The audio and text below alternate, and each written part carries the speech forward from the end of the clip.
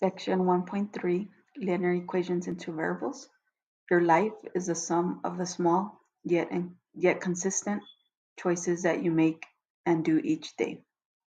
So today we're going to be talking about linear equations. And the first thing we're going to talk about is slope. So the simplest mathematical model for relating two variables is the linear equation. And the form is y equals mx plus b. And we'll talk about this form in detail in a little bit. The graph of a linear equation is going to be a line, and the slope-intercept form of the equation is given by y equals mx plus b, where b is the initial or starting value of the function, which x is equal to 0, so b is going to be your y-intercept, and m is the constant rate of change, which we call slope. So again, the y-intercept is going to be at 0b, and then slope measures how steep a line is. The slope can be found using the following formula. So m is the change in y divided by the change in x. And sometimes we say rise over run. And so the slope is going to be y2 minus y1 divided by x2 minus x1. So this is going to be your formula. So in the last sections, we graphed by plotting points and x and y intercepts. So today we can also use slope to help us graph some of these equations. So in example 1, we are asked to find the slope, and then we're going to graph the line and determine if it's increasing, decreasing, vertical, or horizontal. So the first thing is I'm going to label these points x1, y1, x2, y2. And then I'm going to write the formula where I can see it. And I can just substitute the values for x and y. So y2 in our example is 8, minus y1, which is negative 6, divided by x2 is 2, minus x1, which is negative 5. Negative, negative will become positive. So 8 plus 6 is 14.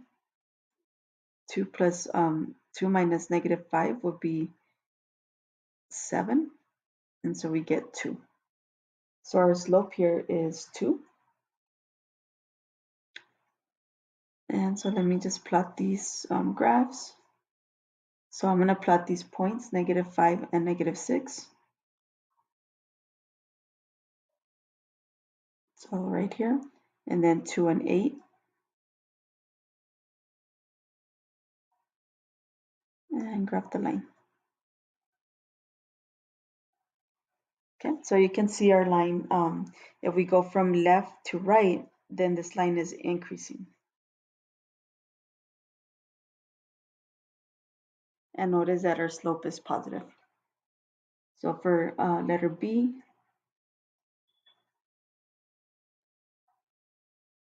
let's plug in these numbers. So y2 is 5 minus y1, which is 2. x2 is 2 minus x1, which is 4. 5 minus 2 is 3. 2 minus 4 is negative 2. So my slope is negative 3/2.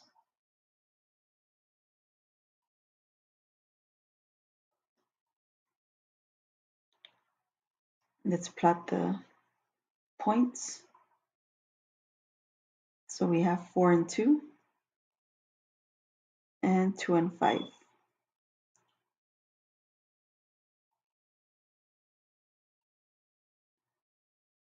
So from left to right, you can see that the line is decreasing.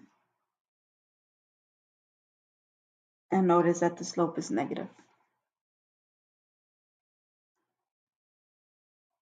Letter C, we have y2, which is negative 6 minus 0, divided by 0 minus 0. So we end up with negative 6 divided by 0, which we cannot divide by 0, so we say that the slope is undefined. If we graph the points, 0, 0, and 0, negative 6. And so here you see that the line is right on top of this y-axis. And so this is a vertical line. Okay, so it's a vertical line and the slope is undefined.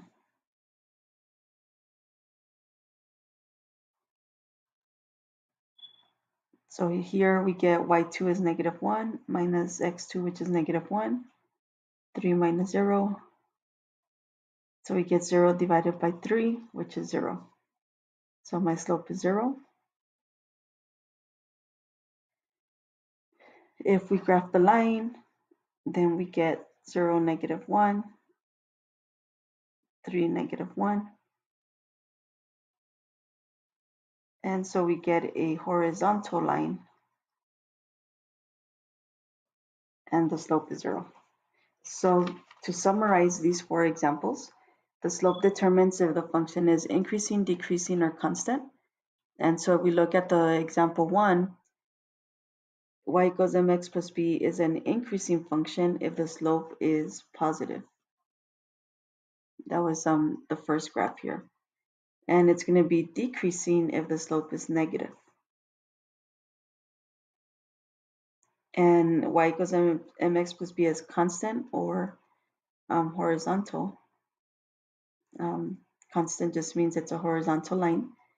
And that's going to happen when the slope is 0.